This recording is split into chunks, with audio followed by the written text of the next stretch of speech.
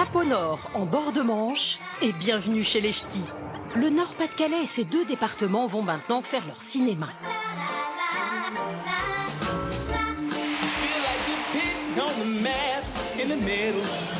Oubliez vos clichés, ici on voit la vie en couleur et on oublie vite la pluie et la grisaille. Le Nord-Pas-de-Calais va vous étonner. Ce sable fin n'est pas celui de la Côte d'Azur, mais de la Côte d'Opale. Les habitants du Touquet vivent dans un décor de vacances toute l'année.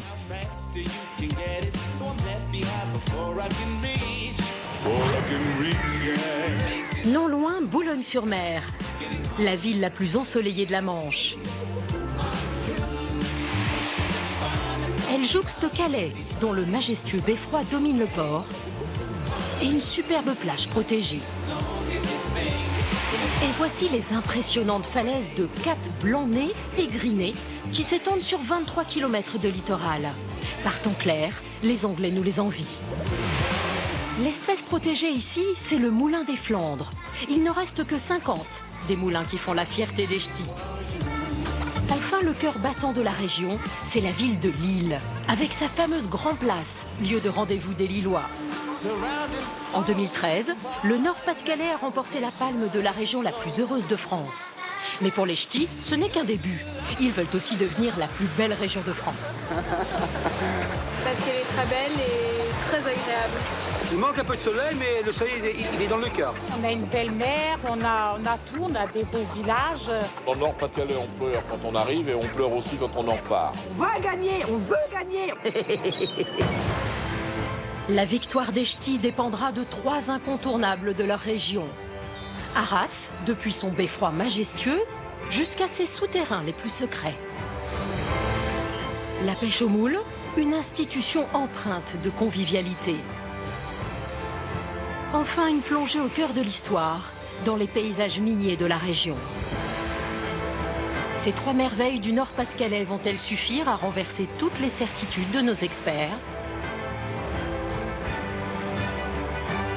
Cette région du Nord-Pas-de-Calais, c'est vrai, elle n'a pas forcément une bonne image au départ, donc elle part avec un handicap quand même. Les préjugés que j'avais, moi, je pensais la pluie, un peu de vent, le ciel bien bas. On a l'impression qu'on va trouver de la pluie, de la grisaille, des terrils, la mine.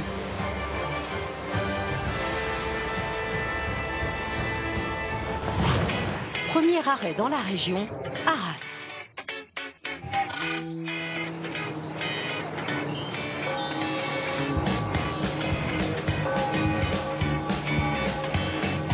Pour faire taire les mauvaises langues, la ville a décidé d'accueillir notre jury sous un soleil de plomb au pied de son beffroi.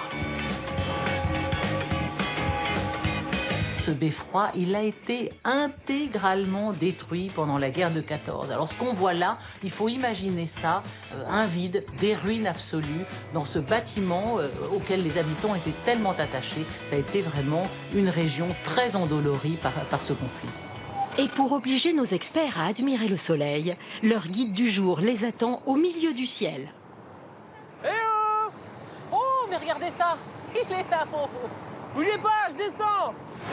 Lorsqu'il descend sur Terre, Pascal n'a qu'un objectif, faire partager sa passion pour sa ville d'Arras. Et pour déverrouiller les a priori de nos jurés, il pense avoir les clés. Oui, le Nord-Pas-de-Calais, c'est la plus belle région de France. Pour découvrir Arras, j'ai dans mes poches les clés pour accéder à tout, que ce soit à 75 mètres de hauteur ou à 20 mètres de profondeur. J'ai toutes les cartes en main pour bluffer le jury. Donc je suis ici pour vous montrer pourquoi Arras, c'est quelque chose à découvrir et c'est vraiment un fleuron du Nord-Pas-de-Calais qui peut faire gagner notre région. On va aller voir ça. Pascal veut frapper vite et fort. Il conduit immédiatement les experts au sommet du beffroi. Reste à savoir si Clémentine, Jean-Bernard et Christian auront le souffle coupé par l'ascension ou par la vue. Nous y voilà. Alors, C'est somptueux. Eh, ça valait le coup quand même. Ah, c'est superbe. Extraordinaire, extraordinaire. qu'est-ce que c'est beau cette place, qu'est-ce que c'est joli. Vous comprenez maintenant pourquoi ce beffroi est classé au patrimoine mondial de l'UNESCO. Pascal ne perd pas une seconde pour placer l'info. L'UNESCO vient en effet de classer le beffroi d'Arras comme 22 autres beffrois du Nord. Des symboles très forts de la région. It's a bittersweet symphony.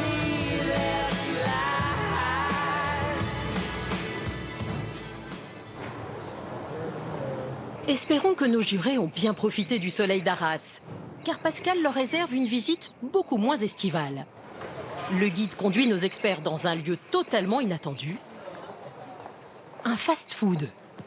Pascal aurait-il décidé de s'aborder tout à coup sa région? Manger un kebab, non. Ouais, je vous amène à un petit restaurant, c'est pas pour manger, mais c'est pour découvrir cette trappe secrète qui est ici sous cette table. Pascal ne me dit pas qu'on va aller dedans. Et si on est monté très haut, eh bien on va descendre très bas cette fois. Parfait.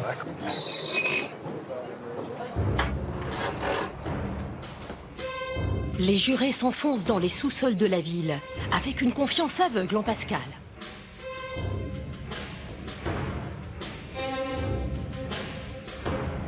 Oula. Ouh, la vache! On va découvrir des carrières, notamment la carrière Ah, ça. Wellington. C'est impressionnant ça. C'est ça, alors la fameuse carrière Wellington. Ce sont des carrières médiévales réaménagées par les soldats britanniques pendant la Première Guerre mondiale pour que 24 000 hommes puissent vivre ici pendant les 8 jours qui précèdent la bataille d'Arras le 9 avril 1917.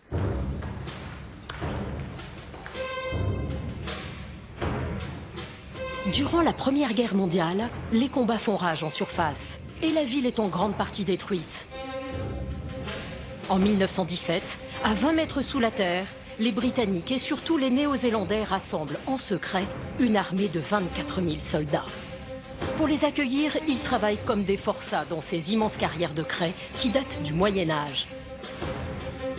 Ils réussissent l'exploit de creuser en 6 mois 22 km de tunnels dans le but de relier toutes les carrières. L'idée, c'est quoi? C'est de pouvoir transporter des troupes par surprise au plus près des lieux des combats. Alors ici, on arrive à une grille qui marque vraiment la séparation entre l'espace qui est visité par le public et un espace qui vraiment n'a accueilli très peu de personnes depuis les 2 guerres mondiales. Donc on ouvre la grille. C'est là. On est privilégiés là. Ah, tout à fait. Tout à fait.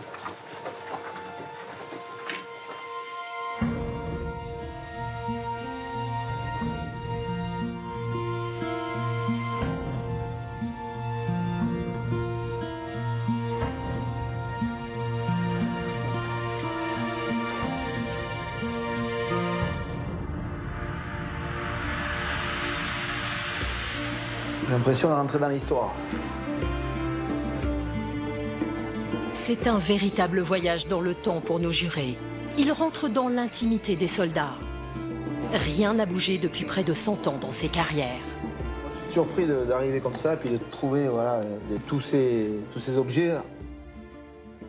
C'est incroyable ça. Tout est...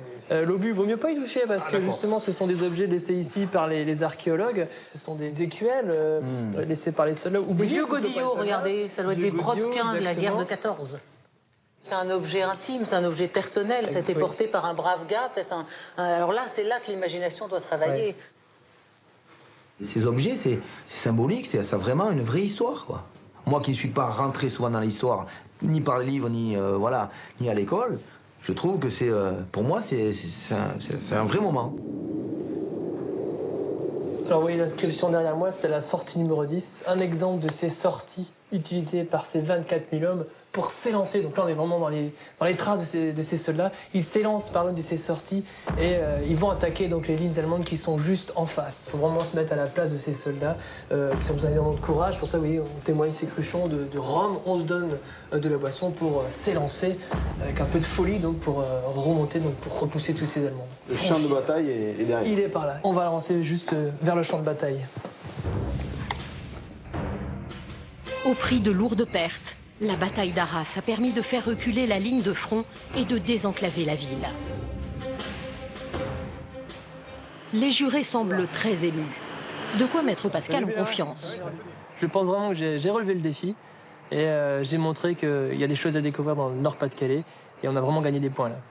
C'est vraiment une magnifique région à découvrir, hein. Ouais, moi je reste beaucoup plus impressionné par ce que j'ai vu là, la carrière de Wellington, tu vois, que ce matin, le beffroi, ça m'émeut plus ce que j'ai vu cet après-midi. Parce que c'est un endroit qui est lié à un drame, un moment de sacrifice humain, d'angoisse, et c'est beaucoup plus chargé. Mais pas seulement, parce que je crois que ça vient aussi du guide, Pascal. Il a donné ses tripes pendant la visite, et moi je l'ai senti. En tout cas, messieurs, moi je compte sur vous, hein, toi pour me faire un bon grog et toi une bouillotte. Hein.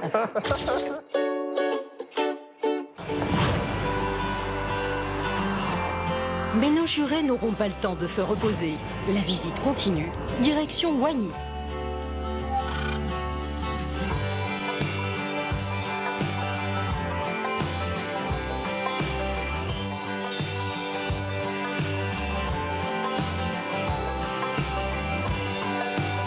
Ici, les collines ont des formes géométriques parfaites qui étonnent.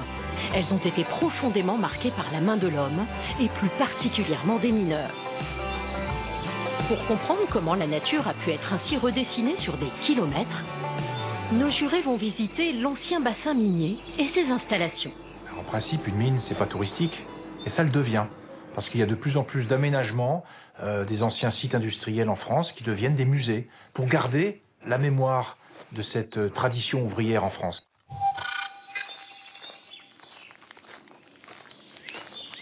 À l'époque, il y avait des centaines de mineurs qui passaient ici tous les jours.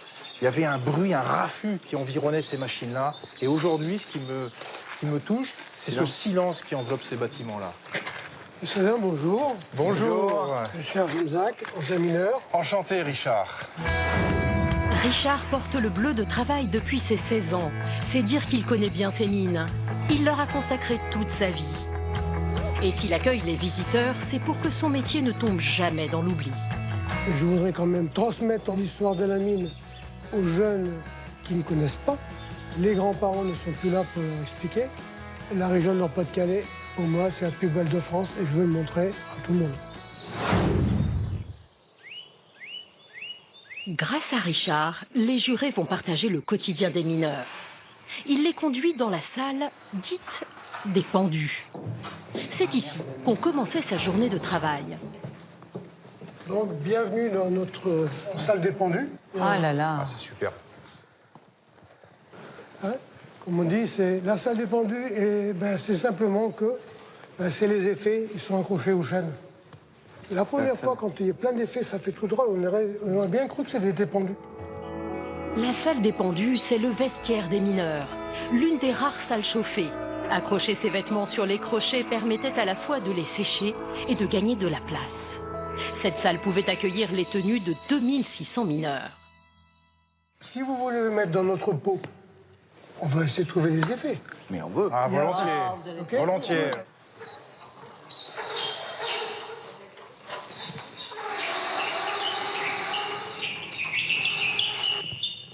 Elle va aller très bien. Ah, là, je sens que je vais être à mon aise. Oh là là, il était ému là. Hein. On croirait qu'il va se marier. C'est quelque chose, ouais. C'est quelque chose quand même, ouais. Moi, je suis originaire de Lorraine. J'ai grandi au milieu d'installations sidérurgiques et minières. Donc, tout ce passé mineur, cette culture mineure, cette culture des gueules noires, je l'ai en moi. Et l'espace d'une matinée, grâce à notre guide, j'ai pu me replonger dans tous ces souvenirs. Et c'est vrai que ça m'a beaucoup touché. Allez, au boulot, au boulot. Attends, il manque le casque.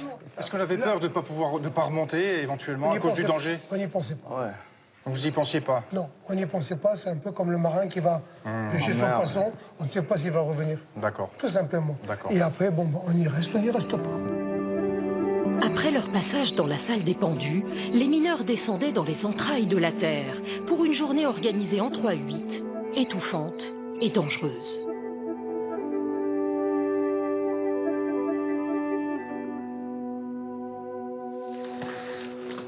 Suivez le guide, comme lui. On rentre où, là? La porte de cet enfer souterrain, c'était un ascenseur. Et Richard n'a rien oublié de ses voyages vers des profondeurs terrifiantes. Alors, chers amis, je tiens à vous présenter notre puits de descente. C'est là qu'on descendait. On montait dans le cage, 90 bonhommes d'un coup. Ah oui. On descendait. 90 personnes d'un coup. Voilà. Et Richard, à quelle profondeur on descend, là? On descendait en 780 mètres. Ah. Trois cages. L'histoire du Pas-de-Calais est liée pour toujours au courage de ces mineurs. Ces mines sont aujourd'hui une fierté pour les habitants, comme le paysage qui les entoure. Donc, chers amis, là, un peu la montagne du Nord. Montagne, le fameux terri, construit par l'homme. L'industrie de la région a ainsi modifié l'espace naturel de manière spectaculaire, avec ses immenses cônes dressés vers le ciel.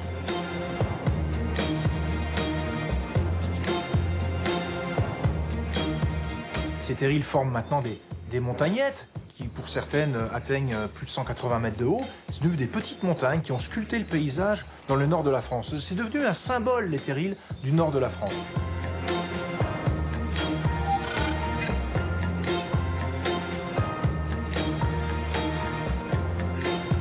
Les mines sont aujourd'hui fermées, mais certains terrils se sont vus offrir une seconde jeunesse plutôt surprenante.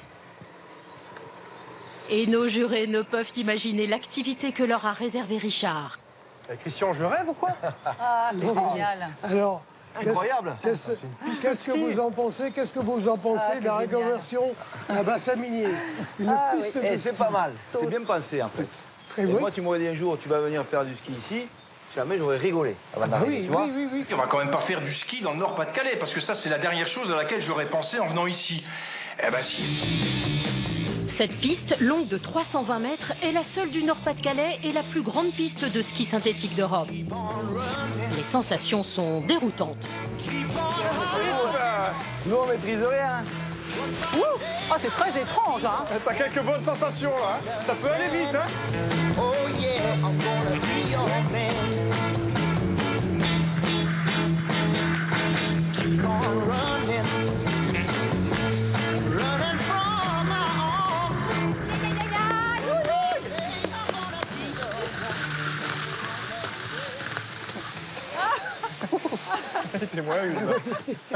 C'est vraiment une expérience, hein. Alors, qu'est-ce que vous en pensez? Ouais, merci Richard. Franchement, là, je me suis éclaté comme un gosse, là. Sans hésiter, je recommanderais la visite de ces deux lieux. Il faut commencer par la visite de la mine pour vraiment comprendre l'importance de ce patrimoine industriel et minier dans la mémoire des gens. Mais comme on reste un peu sur une idée un petit peu de nostalgie, de mélancolie, il faut aller sur ce site de cette piste de ski, à Neux-les-Mines, pour se donner terminer sur une bonne note. On s'embrasse. Bravo. Là, ça s'est très bien déroulé et j'espère toujours avoir marqué les points. Richard a ému et surpris les jurés. Mais la découverte du Nord-Pas-de-Calais est loin d'être terminée. Dernière étape de la région, le Portel, sur la côte d'Opale.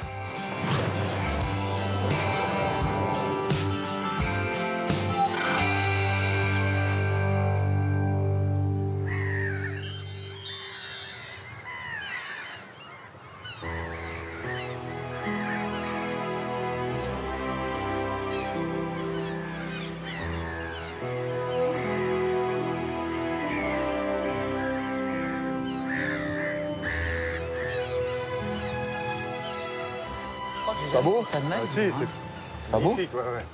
Comme ça, le petit matin à la fraîche. Ah, c'est superbe. Si, c'est magnifique. C'est magnifique cette plage vide, avec un tout petit quelque chose de rosé dans, Oui, donc, dans les nuages. C'est l'heure photographique, comme j'appelle ça. C'est tort, le moment.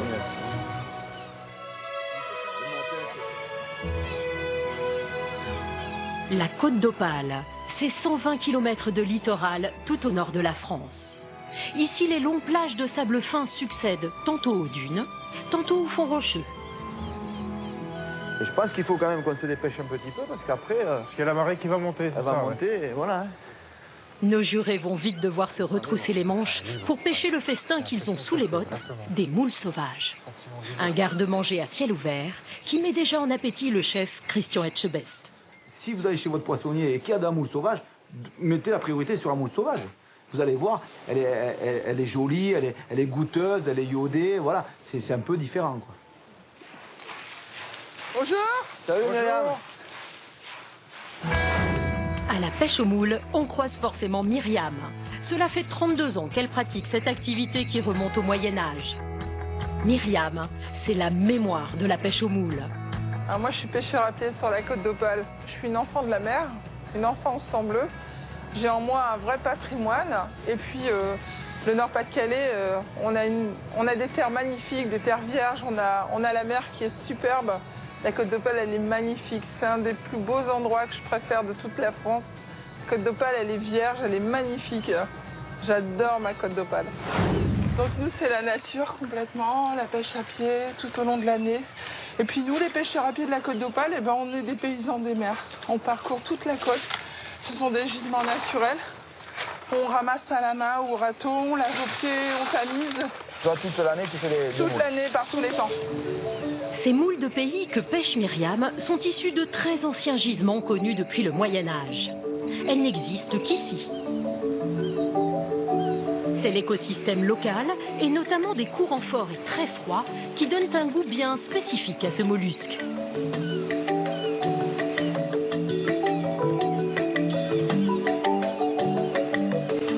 Il est temps pour nos jurés de revêtir leur uniforme de pêcheurs de moules. Et le règlement est très strict, c'est à la petite cuillère qu'ils vont devoir débusquer le mollusque. Alors, tu vois là, t'as toutes des têtes arrondies là, comme ça là. Et ben tu vois, quand tu vois c'est bien arrondi comme ça, tu sais qu'elle va faire la taille. Tu prends ta... La réglementation pour la pêche à la moule, c'est combien? 4 cm. 4 cm. Ouais. À moins, t'as pas le droit. Ah bah non, t'as pas le droit. Bien sûr. Ça fait 4 Ah non, là ça fait 4 cm. Du plancton, elle mange, j'imagine, non? Alors elle se nourrit en filtrant l'eau. Regarde, tu vois, là j'ai fait ça, j'ai sorti cette moule-là. Ouais. Le problème, c'est qu'il y a plein de naissins autour de tous les petits. C'est pas grave, ça? il va se raccrocher. Les petits, Ils vont se raccrocher. c'est-à-dire on va gratter et les petits vont tomber. Voilà, parce qu'il y et a ils des repousseront, mares. entre guillemets. Voilà, il y a des mares partout. Et... Jean-Bernard s'est pris d'affection pour les jeunes moules. Qu'il se rassure, les pêcheurs d'un jour ont interdiction de ramasser plus de 5 kilos. Les pêcheurs professionnels, eux, peuvent utiliser un râteau. Et en plus, ils ne sont pas limités. La pointe, sinon tu auras mal au bras encore comme ça. Ah, la pointe sur le Regarde, côté. regarde, tu vois pour les moules là, tu les sens. Ok. Allez, vas-y, stack dedans. Comment tu dis? Stack dedans. Oh là, comment tu me parles?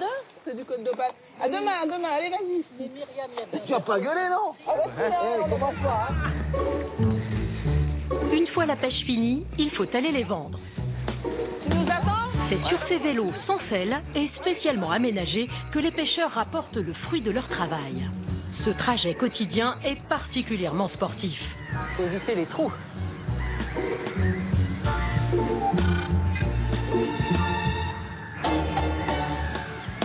Pas de temps à perdre, c'est l'heure de la criée. Et nos experts vont faire le boulot jusqu'au bout.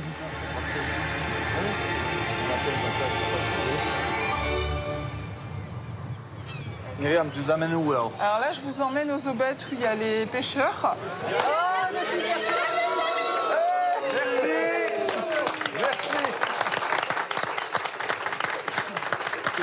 Il y avait un comité d'accueil, il y avait les élus locaux, il y avait Madame la maire, enfin, tout un comité d'accueil qui nous a fait un cadeau, qui nous a applaudi. Bon, là, on est comme des rockstars, on est arrivés, quoi. C'était vraiment impressionnant. Allez, la moule! Oui, j'ai préparé des spécialités. Alors, qui est-ce qui veut acheter un litre de moule? Ah,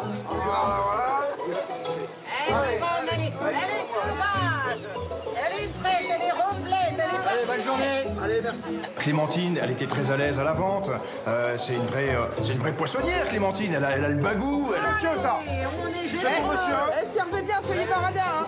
On est pas radins. Voilà, monsieur. C'est à la fois Myriam, une maîtresse femme et une grande âme. C'est une femme exceptionnelle par son énergie, son enthousiasme. Alors, comment tu cuisines les moules, toi? Voilà, plein de façons différentes, mais tu vois, juste avec un petit beurre d'herbe, on peut les faire gratiner au four. Ou sinon, si t'as un bout d'alu, là, moi, je peux te faire une petite recette, une papillote en 5 minutes. Là. Moi, sans ces gens-là, je ne ferai jamais de la bonne cuisine.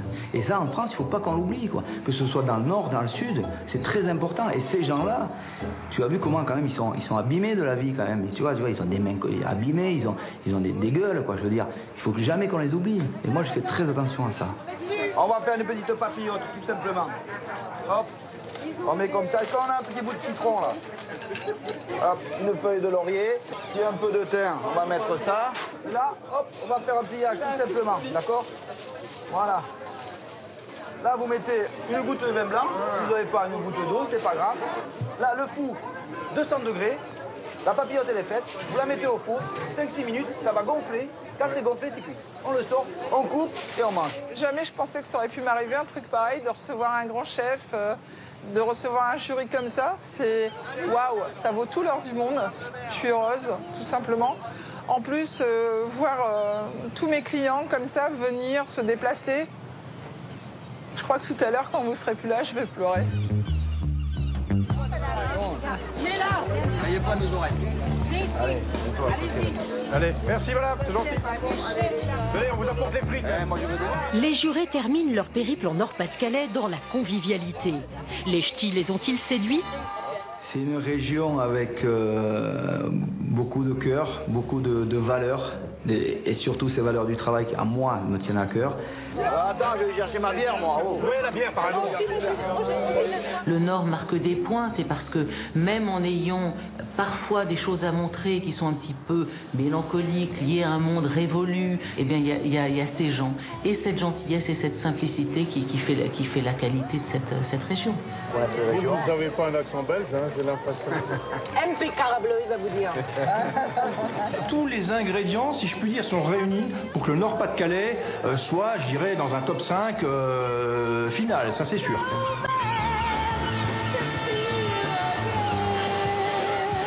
Émotion et chaleur humaine. Le Nord-Pas-de-Calais a marqué les esprits. La région clôture en beauté cette première semaine de concours.